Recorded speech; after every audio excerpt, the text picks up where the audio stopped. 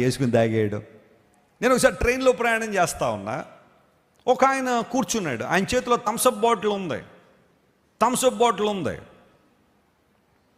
వెళ్తున్నాడు, తాగుతున్నాడు, వస్తున్నాడు. థమ్సప్ అయితే అందరి ముందు తాగొచ్చు కదా అనుకున్నాడు. ఏదో అప్పుడు చిన్నోడు కాబట్టి పెద్దకి ఇలాంటివి నాకు పెద్ద తెలిసేవి కాదు. థమ్సప్ వాళ్ళ పిల్లోడు అడుగుతున్నాడు, డాడీ నాకు థమ్సప్ కావాలన్నాడు. వాడు పిల్లోడికి ఇవ్వలేక, ఆ థమ్సప్లో ఏదో కలిసిందని చెప్పలేక ఎంత మదన పడిపోతున్నాడో తెలియదు. డాడీ నాకు థమ్సప్ కావాలంటే కొనిస్తాడు. ఇది ఉంది కదా డాడీ అన్నాడు వాడు. ఆ థమ్సప్ తాగితే ఆ పిల్లోడు ఏమైపోతాడో తండ్రికి తెలుసు. ఆడలా తూలిపోయి ట్రైన్లోంచి బయట ఎక్కడ పడిపోతాడని ఈయన బాధ. ఆఖరికి ఆ గోలంతా చూసి చాలా నవ్వుకున్నాను నేను.